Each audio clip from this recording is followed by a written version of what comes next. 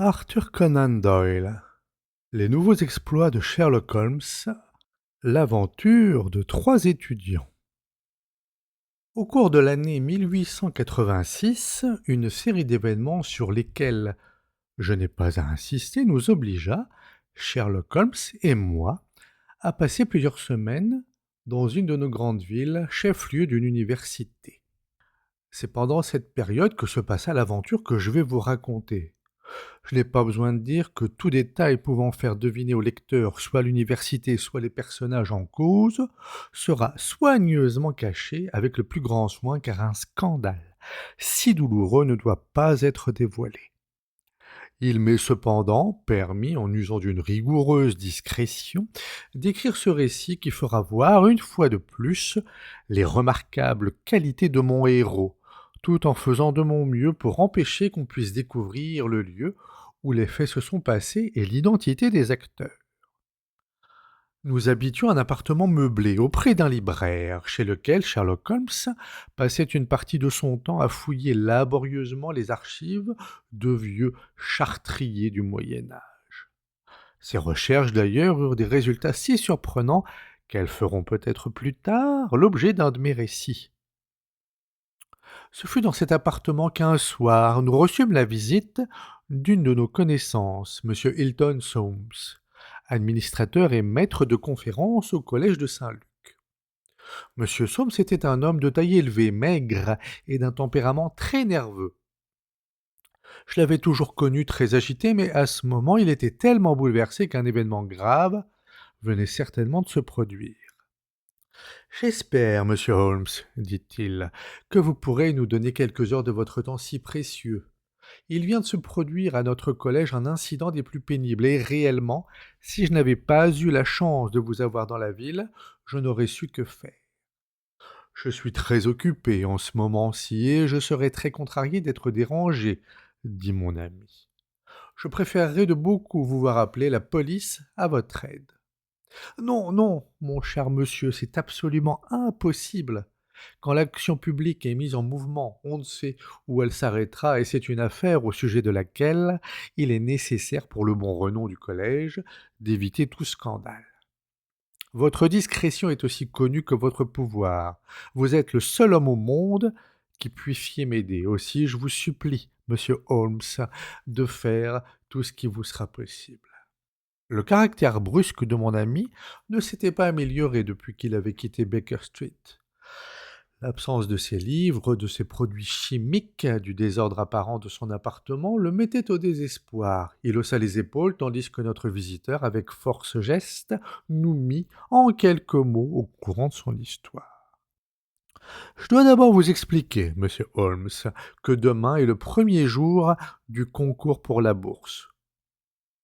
Je suis l'un des examinateurs pour le grec et j'ai choisi comme sujet une version qu'aucun des candidats n'a eu à traduire. Le texte en est imprimé sur la feuille d'examen et bien entendu, ce serait un immense avantage si l'un des candidats pouvait préparer à l'avance sa traduction. On a donc pris les plus grandes précautions pour garder le secret. Aujourd'hui, à 3 heures, j'ai reçu les épreuves imprimées. La version se compose de la moitié d'un chapitre du Thucydide. J'ai dû relire les épreuves avec le plus grand soin. À 4h30, mon travail n'était pas encore terminé, mais comme j'avais promis d'aller prendre le thé dans l'appartement d'un collègue, j'ai laissé mes épreuves sur mon pupitre. J'ai été absent un peu plus d'une heure.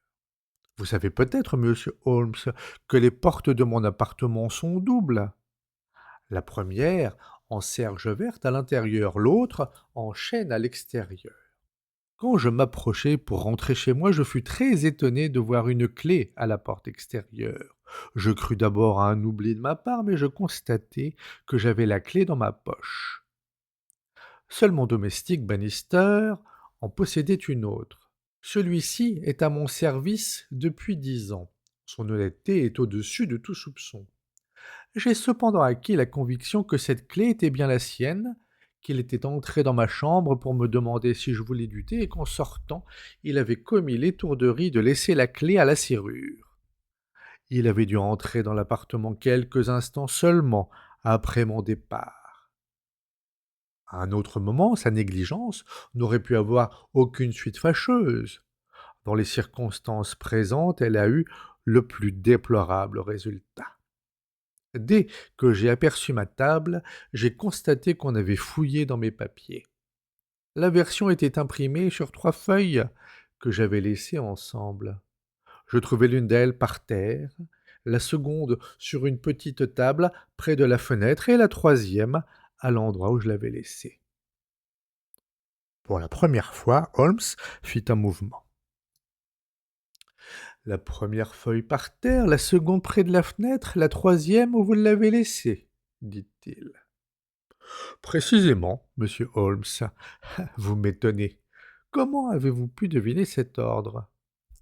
Continuez donc votre récit, si intéressant. Au premier abord, j'eus l'idée que Bannister avait pris la liberté impardonnable de toucher à mes papiers. Il n'y a avec la plus grande énergie, je suis convaincu qu'il dit la vérité.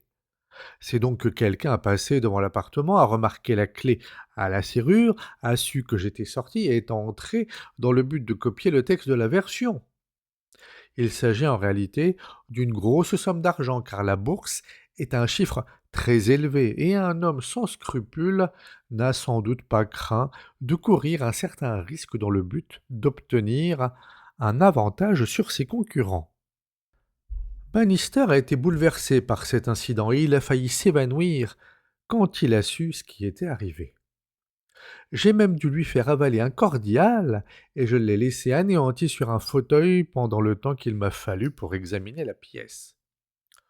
Je constatai que l'intrus avait laissé d'autres traces de son passage. Sur la table, près de la fenêtre, je trouvai plusieurs rognures de bois provenant d'un crayon qui avait dû être taillé ainsi qu'un morceau de mine de plomb brisé.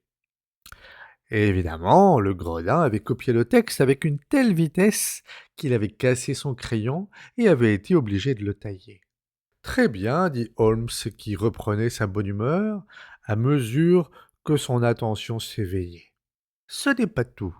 J'ai depuis quelque temps un nouveau bureau recouvert de cuir rouge et je suis certain, ainsi que Bannister, qu'il n'y avait aucune tache.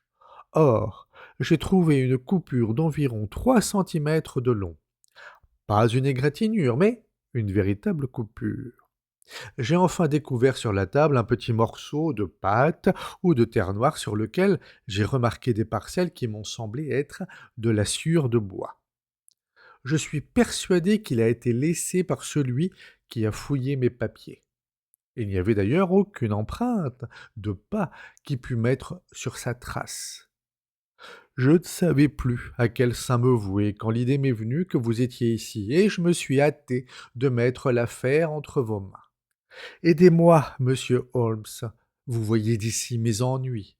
Il faut que je trouve l'individu ou que je fasse renvoyer le concours jusqu'au moment où j'aurai eu le temps de faire imprimer un nouveau texte. Il sera dans ce cas indispensable de fournir une série d'explications qui feront un tort énorme au collège et à l'université.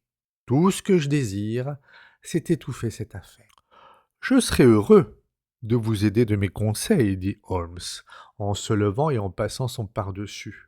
L'affaire ne manque pas d'intérêt. Est-il venu quelqu'un dans votre chambre après que vous avez reçu les épreuves? Oui, le jeune Dolatras, un étudiant des Indes dont la chambre donne sur le palier. Il est venu me demander quelques renseignements sur l'examen. Doit-il prendre part au concours? Oui. Les papiers étaient-ils sur votre table à ce moment? Autant que je me rappelle, ils s'y trouvaient enroulés. Pouvait-on reconnaître que c'étaient des épreuves? C'est possible. Personne d'autre n'est entré dans votre chambre? Non. Quelqu'un savait-il que les épreuves s'y trouvaient? Non, sauf l'imprimeur. Bannister le savait-il? Certainement pas. Personne ne le savait. Où est Bannister maintenant? Le pauvre homme, je l'ai laissé malade, affalé sur un fauteuil. J'étais si pressé de venir vous trouver. Avez-vous laissé votre porte ouverte? Oui, mais j'ai mis les papiers sous clé. Il résulte donc de tout ce que vous m'avez dit, monsieur Soames, qu'à moins que l'étudiant indiqué ait pu reconnaître ce qu'était le rouleau des preuves, l'homme qui les a copiés les a trouvés par hasard. Cela me paraît certain. Holmes eut un sourire énigmatique. Eh bien, dit-il ensuite, allons là-bas. Ce n'est pas une de vos affaires, Watson, mais venez cependant, si vous voulez. Maintenant, monsieur Soames, je suis à votre disposition. Le cabinet de notre client avait une fenêtre à petits carreaux donnant sur la cour d'honneur du vieux collège et s'ouvrait sur un escalier de pierre usé par le temps, par une porte en ogive. L'appartement se trouvait au rez-de-chaussée. Au-dessus de lui habitaient les 3 étudiants dont j'ai parlé, un à chaque étage. La nuit commençait à tomber quand nous arrivâmes sur les lieux. Holmes s'arrêta et contempla la fenêtre avec intérêt, puis en se hissant sur la pointe des pieds, il jeta un coup d'œil à l'intérieur. Il n'a pu entrer que par la porte, dit notre guide, car la fenêtre est trop étroite pour laisser passer un homme. Vraiment, dit Holmes, qui sourit d'un air singulier en regardant notre compagnon. Eh bien, puisque nous n'avions rien à examiner ici, nous n'avons qu'à entrer. Le maître de conférence ouvrit la porte extérieure et nous fit pénétrer. Nous restâmes sur le seuil, tandis que Holmes regardait le tapis. Je ne vois ici aucune trace de pas, ce qui s'explique facilement par la sécheresse de ces jours derniers. Votre domestique doit être entièrement remis de ses émotions. Vous l'aviez, dites-vous, laissé étendu sur un fauteuil. Et lequel? Ici, à côté de la fenêtre. Je vois. Près de cette petite table. Vous pouvez entrer maintenant, j'ai suffisamment examiné le tapis. Voyons maintenant la petite table. Il est facile de se rendre compte comment les choses se sont passées. L'homme est arrivé, a pris page par page les épreuves sur le bureau et les a apportées sur cette table près de la fenêtre, parce que de cet endroit il pouvait vous voir traverser la cour et prendre la fuite si nécessaire. Il n'a pu me voir car je suis rentré par une porte de côté. Peu importe, telle était son idée en tout cas. Voyons maintenant les 3 épreuves. Elles ne portent aucune trace de doigt? Non. Il a d'abord pris la première page et l'a copiée. Combien de temps cela a-t-il pu lui prendre en abrégeant autant que possible? Un quart d'heure au moins. Il a jeté ensuite cette feuille et a saisi la seconde. Il devait l'avoir à moitié copiée. Quand votre retour l'a obligé à une fuite rapide, très rapide, car il n'a pas eu le temps de remettre en place les papiers, ce qui devait vous faire deviner qu'on y avait touché. Vous ne vous rappelez pas avoir entendu des pas précipités quand vous avez ouvert la porte? Non, je m'en souviens pas. Il a écrit avec une telle ardeur qu'il a cassé son crayon et a été obligé de le tailler, ainsi que vous l'avez constaté vous-même. Ce point est capital, Watson. Le crayon était très gros et la mine de plomb en était très douce. L'enveloppe extérieure était peinte en bleu foncé. Le nom du fabricant y était inscrit en lettres d'argent et il doit en rester environ 4 centimètres. Cherchez le crayon, monsieur Soames, et vous trouverez l'homme. J'ajouterai que la lame de son couteau était longue et mal aiguisée. Monsieur Soames paraissait quelque peu étonné de toutes ces découvertes. Je vous suis bien sur tous les points, mais en ce qui concerne la longueur, Holmes montra alors une des rognures avec les lettres NN, suivies d'un espace net sur le bois. Vous saisissez? Non, pas du tout. Watson, vous n'êtes pas le seul à avoir la compréhension lente. Vous savez pourtant que le plus important fabricant de crayons est Johann Faber. N'est-il donc pas évident que les 2 lettres en question sont les 2 dernières du nom de Johann? Il tourna la petite table vers la lumière électrique. J'avais espéré que si le papier sur lequel il avait écrit était très mince, il serait resté des traces de son écriture sur cette surface unie, mais je n'en vois pas. Nous n'avons plus rien à apprendre ici. Allons examiner le bureau. Voilà sans doute un morceau de la terre noire dont vous m'avez parlé. Il a la forme d'une pyramide en creux et il porte en effet des traces de sciure de bois. Vraiment, ceci est très intéressant. La coupure dont vous m'avez parlé est une véritable déchirure. Je vous remercie, monsieur Soames, d'avoir appelé mon attention sur cette affaire. Dans quel appartement ouvre cette porte? Dans ma chambre. Y êtes-vous entré depuis? Non, je me suis rendu directement chez vous. Je serais donc heureux d'y jeter un coup d'œil. Vous avez là une jolie chambre d'une architecture remarquable. Voulez-vous avoir l'amabilité d'attendre sur le seuil pendant que j'examinerai le parquet? Allons, je ne vois rien. Vous pendez vos vêtements derrière ce rideau? Si quelqu'un avait eu à se dissimuler dans cette chambre, nul doute qu'il n'eût choisi cet endroit, car le lit est trop bas et l'armoire trop étroite. Il n'y a personne, je pense. Quand Holmes tira le rideau, je vis bien à son attitude qu'il était prêt à tout événement. Mais le rideau levé ne laissa apercevoir que 3 ou 4 complets pendus à leur porte-manteau. Holmes allait s'éloigner quand tout à coup il aperçut quelque chose à terre. Qu'est ceci? Dit-il.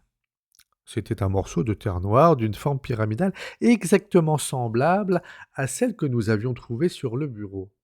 Holmes la mit dans le creux de sa main et l'examina sous la lampe électrique. Votre visiteur semble avoir laissé des traces aussi bien dans votre chambre que dans votre petit salon, monsieur Soames. Qu'a-t-il pu venir faire ici? C'est assez clair, à mon avis. Vous êtes entré inopinément et il n'a soupçonné votre arrivée que lorsque vous êtes parvenu à la porte. Que pouvait-il faire? Il a pris tout ce qui pouvait le trahir et a couru se cacher dans votre chambre à coucher. Vous pensiez donc, monsieur Holmes, que lorsque je parlais avec Bannister dans mon petit salon, sans le savoir, nous tenions le prisonnier, celui qui venait de faire le coup? Oui, je le crois. Voyons, il doit y avoir une autre hypothèse, monsieur Holmes. Avez-vous observé la fenêtre de ma chambre à coucher? Elle a des petits carreaux bordés de plomb, 3 fenêtres jumelées. L'une d'elles peut permettre le passage d'un homme.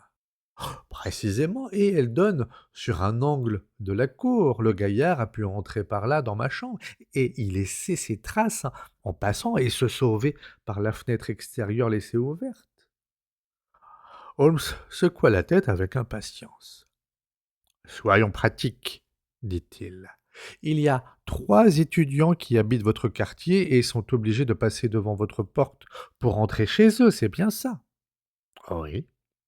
Ils sont tous candidats à la bourse? Oui. Avez-vous des motifs d'en soupçonner un plutôt que les autres? Scones hésita. C'est une question bien délicate. Il est difficile d'exprimer un soupçon quand on n'a pas de preuves. Voyons les soupçons, et moi je chercherai les preuves. Je vais vous dépeindre en quelques mots le caractère de chacun d'eux. Celui qui habite le premier étage s'appelle Gilchrist. C'est un garçon très studieux et de plus un athlète. Il fait partie du cricket, du rugby et de celui du collège. Sportsman très distingué et très beau garçon. Son père était Sir Jabez Gilchrist, qui s'est ruiné sur le turf. Cet étudiant est très pauvre, mais c'est un travailleur et il y arrivera. Le second étage est habité par Dolatras, originaire des Indes, jeune homme très calme, très renfermé, comme tous ceux de sa race. Il travaille bien, quoique le grec soit sa partie faible. Il est studieux et méthodique. Le troisième étage est occupé par Miles McLaren. C'est un sujet brillant quand il veut travailler, une des plus belles intelligences de l'université, mais il est inconstant, il n'a pas de principe. Il a failli être expulsé pendant sa première année à la suite d'une histoire de jeu. Il n'a rien fait pendant ce trimestre et l'examen doit lui causer une certaine appréhension. En un mot, c'est lui que vous soupçonnez. Je n'irai pas jusque-là, mais des 3 jeunes gens, c'est lui qui est le plus capable d'avoir fait le coup. Maintenant, dit M. Holmes, je serai très heureux de voir votre domestique. Bannister était un homme de petite taille qui touchait à la cinquantaine. Son visage était pâle et entièrement rasé, ses cheveux grisonnants. Il paraissait encore ému de cette affaire qui venait de troubler la routine de son existence. Sa figure grave était secouée de mouvements nerveux et ses doigts ne pouvaient rester immobiles. Nous sommes en train de faire une enquête au sujet de cette malheureuse affaire, lui dit son maître. Oui, monsieur. Il paraît, dit Holmes, que vous avez oublié votre clé à la porte. Oui, monsieur. N'est-ce pas une coïncidence extraordinaire que cet oubli ait eu lieu précisément le jour où les épreuves se trouvaient dans l'appartement? C'est très malheureux, monsieur, mais cela m'est déjà arrivé d'autres fois. Quand êtes-vous entré dans la chambre? Il était à peu près 4h30. C'est généralement à cette heure-là que monsieur Soames prend son thé. Combien de temps y êtes-vous resté? Quand j'ai vu qu'il était absent, je me suis retiré de suite. Avez-vous regardé les papiers sur le bureau? Bien sûr que non, monsieur. Comment se fait-il que vous ayez laissé la clé à la porte? J'avais le plateau à thé entre les mains et je me suis dit que je reviendrais chercher la clé, puis j'ai oublié. La serrure de la porte extérieure ferme-t-elle d'elle-même au loquet? Non, monsieur. Alors, elle est restée ouverte tout le temps? Oui, monsieur. Une personne qui se fût trouvée à l'intérieur de l'appartement eût pu facilement en sortir? Oui, monsieur. Quand monsieur Soames est entré et vous a appelé, vous étiez très ému. Oui, monsieur, une chose pareille ne s'est jamais produite depuis les longues années que je suis ici. J'ai failli m'évanouir. C'est ce qu'on m'a dit. Où étiez-vous quand vous avez commencé à vous sentir mal à l'aise? Où j'étais, monsieur? Ben, ici, près de la porte. C'est singulier, car vous vous êtes assis dans cette chaise-là, dans le coin, alors que vous en aviez d'autres beaucoup plus près de vous. Pourquoi ne vous êtes-vous pas assis sur l'une de celles-là? Je n'en sais rien, monsieur. Cela n'avait pour moi aucune importance. Je crois vraiment, monsieur Holmes, qu'il n'a pu s'en rendre compte. Il était très malade, dit le maître de conférence. Vous êtes resté ici après le départ de votre maître. Quelques instants seulement. Puis j'ai fermé la porte à clé et je suis parti dans ma chambre. Qui soupçonnez-vous? Personne, je vous assure. Je n'oserais soupçonner quelqu'un car je ne crois aucun des étudiants de cette université capable d'accomplir une telle chose. Non, je ne le crois pas. Merci, cela suffit, dit Holmes. Encore un mot. Vous n'avez parlé à aucun des 3 étudiants que vous servez de ce qui s'est passé? Non, monsieur, je n'ai pas dit un mot. Vous n'avez vu aucun d'eux? Non, monsieur. Très bien, maintenant, si vous le voulez bien, nous passerons dans la cour, monsieur Soames. 3 fenêtres brillaient au-dessus de nous, dans l'obscurité. Vos 3 oiseaux sont dans leur nid, dit Holmes en levant la tête. Tiens, tiens, il y en a un qui paraît très préoccupé. C'était l'Indien dont la silhouette se détachait sur le store. Il marchait vivement, de long en large, dans sa chambre. Je voudrais bien, dit Holmes, si c'est possible, les voir d'un peu plus près. Cela ne souffre aucune difficulté, dit Soames. Ces appartements sont les plus anciens du collège et souvent les étrangers désirent les visiter. Venez, je vous conduirai moi-même. Pas de nom, s'il vous plaît, dit Holmes, quand nous frappâmes à la porte de Gilchrist. Un jeune homme de haute taille, blond et mince, nous ouvrit la porte et nous souhaita la bienvenue. Dès que Soames lui fait connaître le but de notre visite. Cette pièce était un spécimen très curieux de l'architecture du Moyen Âge. Holmes fut si enthousiasmé qu'il manifesta le désir de dessiner quelques détails sur son carnet. Dans sa précipitation, il brisa son crayon, fut obligé d'en emprunter un au jeune homme et lui demanda également son canif.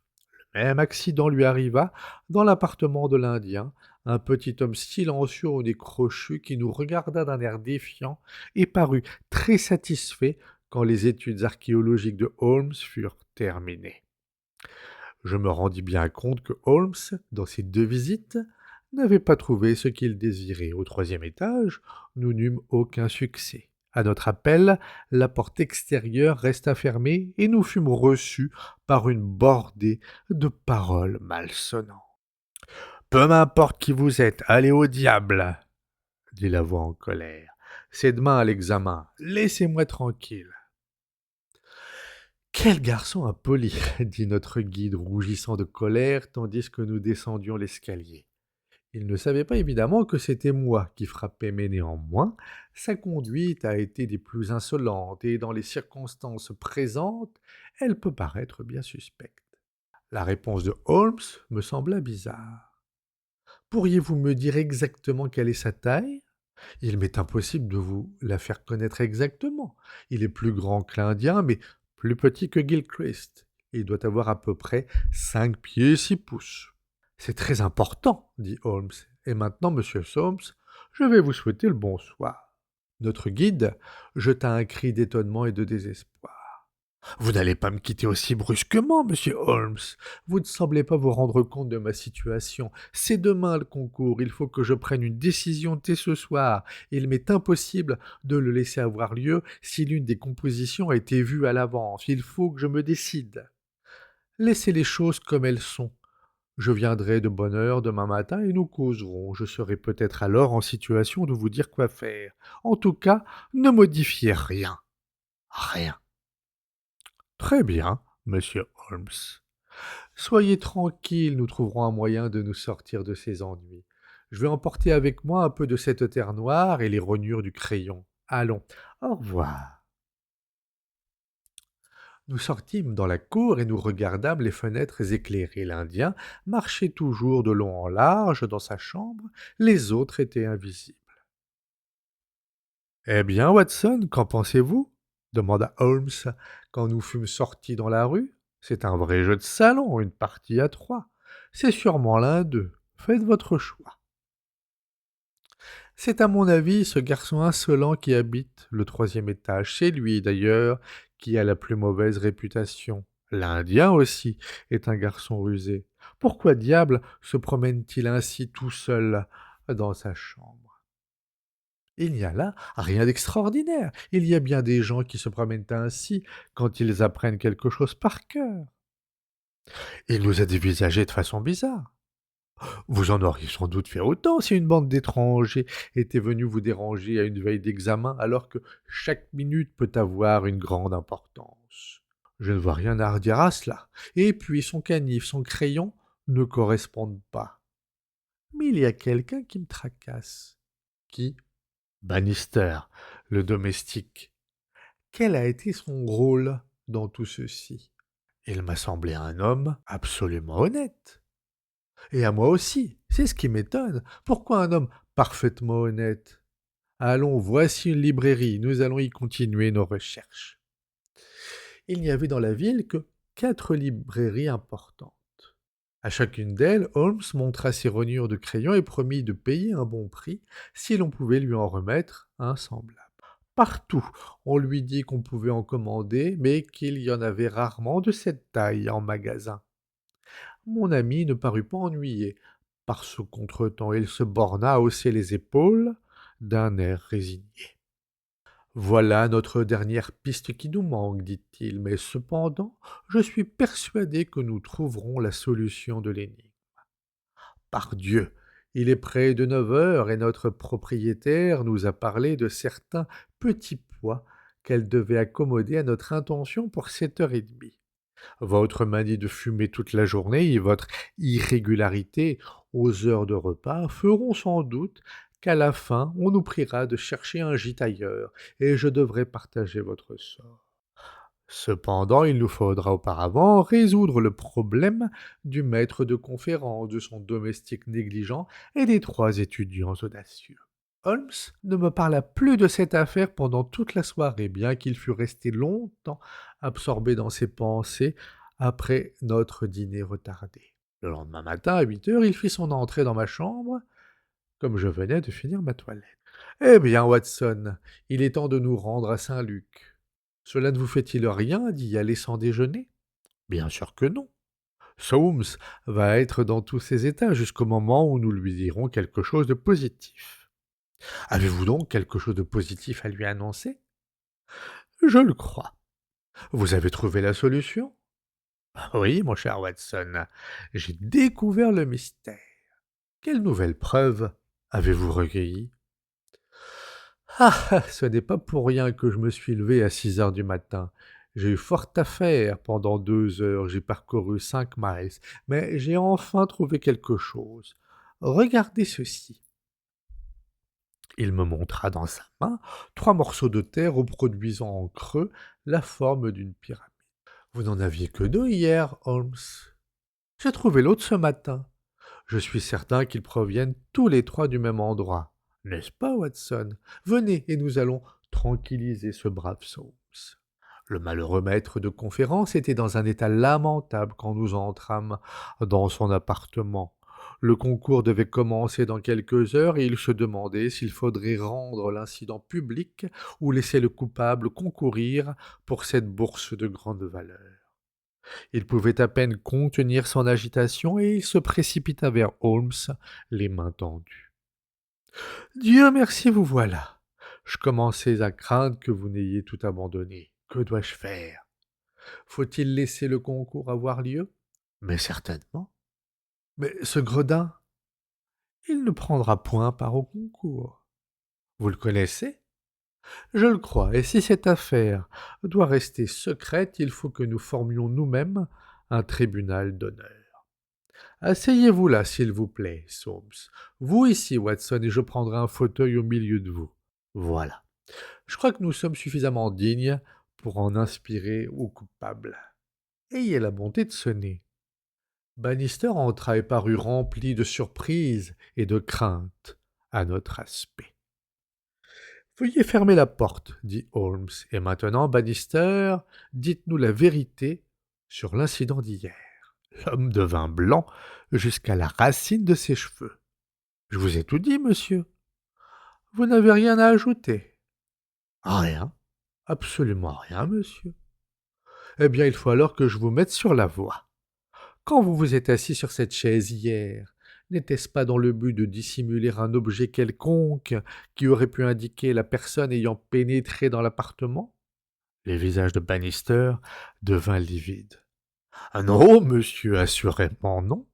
C'est seulement une idée, dit Holmes, et j'avoue qu'il m'est impossible d'en fournir la preuve, mais cette hypothèse me semble fort probable, car aussitôt que M. Soames eut tourné le dos, vous avez délivré la personne qui était cachée dans la chambre à coucher. Bannister passa sa langue sur ses lèvres desséchées. Il n'y avait personne, dit-il. Ah, voilà qui est malheureux, Bannister. Jusqu'à présent, vous avez peut-être dit la vérité, mais maintenant, je sais que vous mentez. Le visage de l'homme sembla encore plus défait. Il n'y avait personne, monsieur. Allons, allons, Bannister. Non, monsieur, il n'y avait personne. Dans ce cas, vous ne pouvez pas nous aider, mais restez dans la pièce, s'il vous plaît, là, auprès de la chambre. Maintenant, Soames, ayez donc l'amabilité de vous rendre à l'appartement du jeune Gilchrist et de le prier de descendre ici. Un instant après, le maître de conférence était de retour et ramenait l'étudiant avec lui. C'était un jeune homme de grande taille, élégant, à la figure ouverte et sympathique. Ses yeux bleus se troublèrent à notre vue et se fixèrent avec une expression de désespoir sur Bannister. Fermez la porte, dit Holmes. Maintenant, monsieur Gilchrist, nous sommes seuls ici et personne ne saura jamais ce qui va se passer. Soyons francs les uns avec les autres. Nous voulons savoir comment vous, un jeune homme honorable, avez pu commettre l'action d'hier. Le malheureux jeune homme fit un pas en arrière et lança un coup d'œil de reproche à Bannister. Non, non, monsieur Gilchrist, je n'ai pas dit un mot, pas un seul, dit le domestique. C'est vrai, mais ce mot, vous venez de le prononcer maintenant, dit Holmes.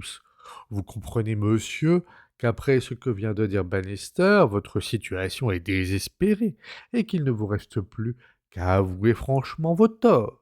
Gilchrist chercha d'abord à reprendre son sang-froid, puis, se jetant à genoux près du bureau, il se cacha le visage dans les mains et éclata en sanglots.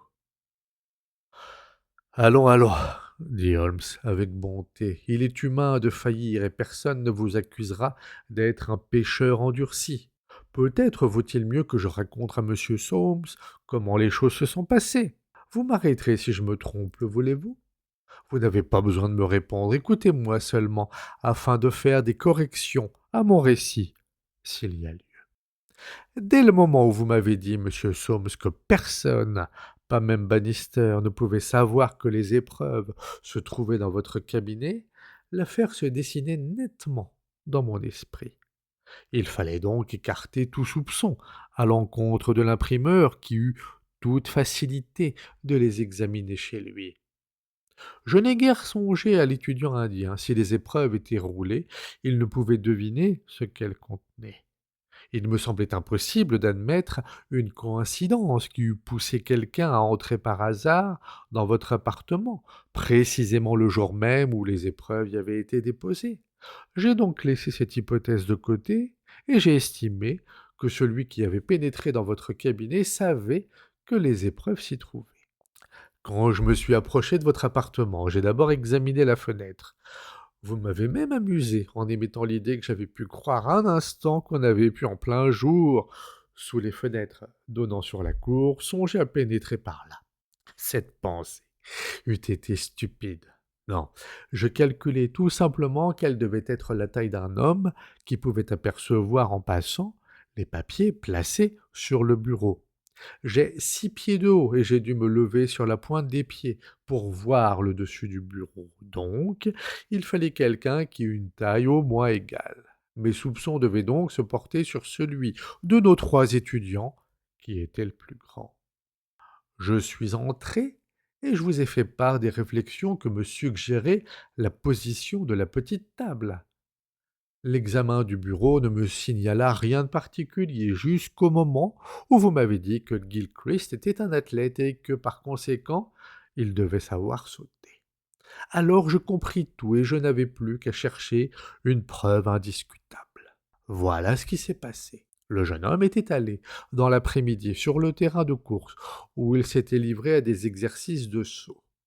Il est revenu avec les souliers qui lui servaient à ce sport, lesquels sont munis de plusieurs pointes d'acier en forme de pyramide.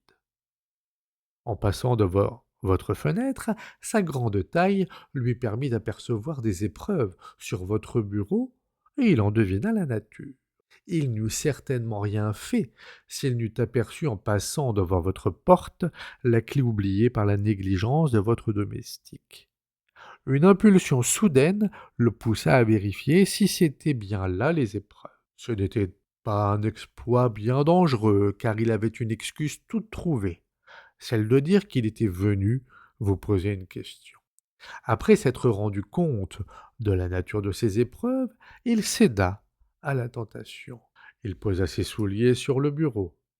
À propos, qu'avez-vous donc laissé sur la chaise près de la fenêtre? Mes gants, dit le jeune homme.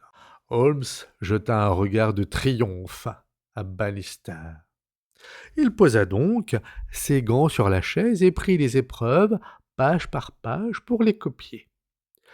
Il pensa que vous reviendriez par la porte d'entrée principale et qu'il vous verrait rentrer, mais vous êtes rentré par une petite porte de côté.